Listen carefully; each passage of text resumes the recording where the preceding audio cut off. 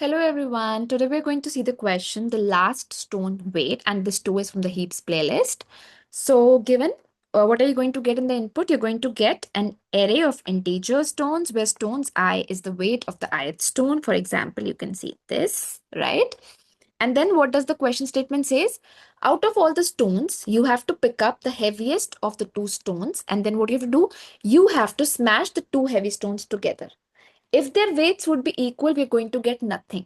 But if let's say this is 7, this is 5, when this smash, 5 is going to get 0 and this one is going to be left with 2. How to? 7 minus 5, 2.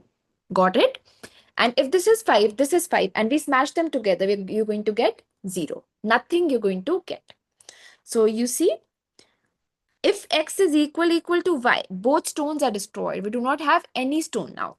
But if x is not equal to y, the stone of weight x is destroyed. Why the stone of weight x is destroyed? Because we have this condition where it says x is always less than equal to y. The stone of weight x is destroyed and the stone of weight y becomes y minus x. Got it? And at the end of the game, there is at most one stone left. Now, why at most one stone left? How? So, when they say at most one stone left, they want to tell you that either you can get 0 or 1, but you will never get stones greater than 1. Now, let me answer the question first. Why not greater than 1? Because if you have two stones, you're going to smash them together, right? So this clarifies we cannot have more than one stone. But then, why can we have 0 stone or why can we have 1 stone? Now, let's say you have the sample case 7, 5 and 2. Got it? So you take first heaviest of the two stones. You took 7 and 5. What did you get? You got 2. Why? Because 7 minus 5 is 2. And then you had two stones with you, right? You had these 3, then you have these 2. Now you have 2 and 2. 2 and 2, you get no stone left. You got it? Now let's take another example. You have 7, you have 6, you have 2. When you smash 7 and 6, what do you get? You get 1. When you smash 1 and 2, what do you get? You get 1. So you have 1 stone left with the value 1, right? That makes some sense, I guess. Yeah. So now let's see how do you want to do this question. So out of the given cases, see, I want the heaviest of the two stones, right? If I want the two heaviest stones to come in O of 1 complexity, that is to say in constant time complexity, how would I approach this question? I would use heaps. Which heap is the question now? I want maximum to come up in constant time complexity. That means it is going to be the question of max heap. So now let's say I have a max heap and I'm putting everything inside 2, 7, 4, 1, 8 and 1, right? Another step to it. Now I'm going to take two heaviest stones, right? So let's say x and y is heavier, x is lighter. So y is going to be 8, x is going to be 7, and we're going to pop these two stones. True? Now 8 and 7, they're not equal, right? So what is going to come inside? Again, let's consider your heap to be your bucket of stones, right? So which stone is now still going to be there? If one is 8, one is 7, you smash them together, you still have a stone with the weight value of 1 left.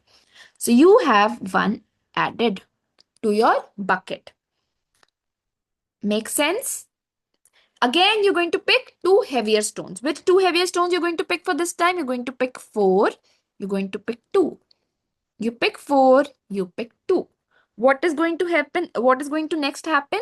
You're going to get another stone in your bucket that is going to have a value of 2. Does that make sense? Okay. Let's go ahead.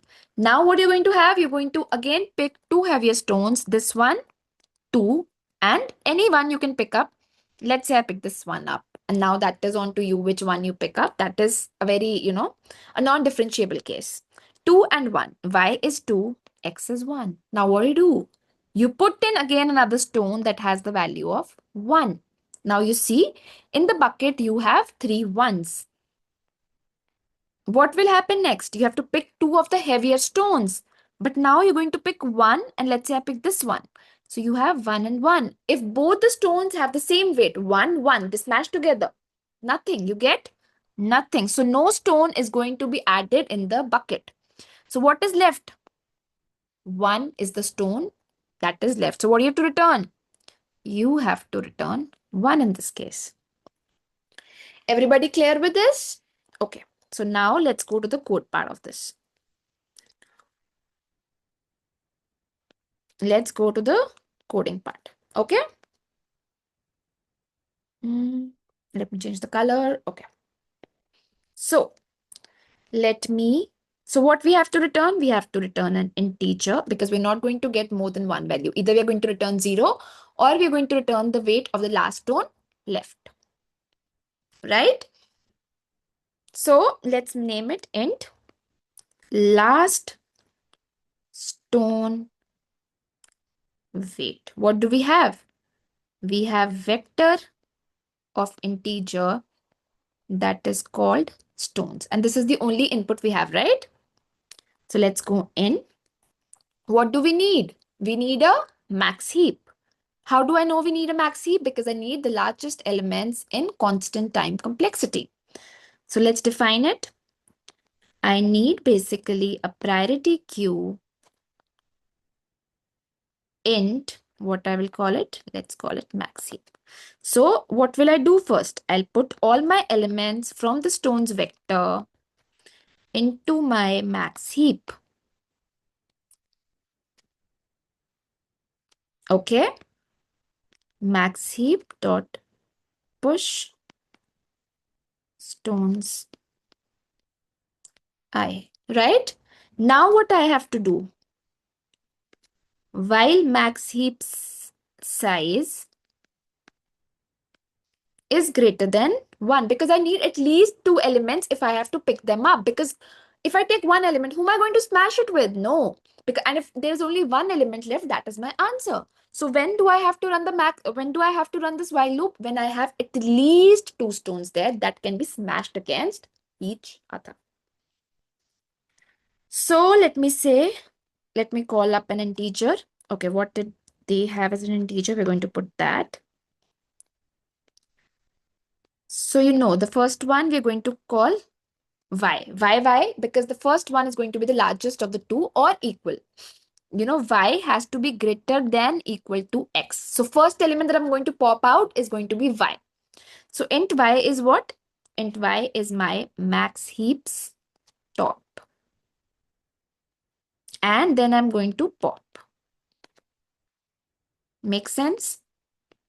Then I'm going to take int x. I'm going to give it max heaps top. And then I'm going to pop out an element saying max heaps dot pop. Right? Now, what if my y is equal to x? I don't have to do anything, right? So if my y is greater than x, then only I'm going to push max heap dot push y minus x. Right? If it's equal, you don't have to do anything. Your 2 elements, you've already popped them out, right? I've already popped these 2 elements. So I don't have to put anything in my bucket of stones if y is equal to x. And if you say I'm going to push 0, your while loop is going to stay indefinitely long. It's not going to come to an halt if you start putting your 0 stones inside. Right? So if y is greater than x, I'm going to push y minus x. Everybody, is this much clear? Yeah, what we're going to do, if y is greater than x, max heap dot push y minus x.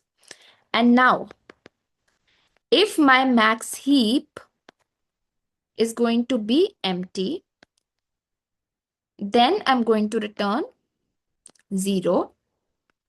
Else, I'm going to return what? Max heap stop, because I'm going to have only 1 element. Because I'm going to have only 1 element left inside my max heap. And that is going to be my answer. That is something that is going to be returned from max heap dot top. I hope this is clear with everybody. If any questions, please feel free to post them in the comment section. You can also use the Google Forms to help me with any topics you want me to take in next, with any questions you want me to take in next. And it's not it's not necessary that those questions have to be of heaps. You can help. You can just post in any question, and I'm going to help you with those. With this, yeah, if you liked up the video, please click on the subscribe button. Please click on the like button and help me with all your suggestions. You can. Thank you so much. Bye bye. Bye bye.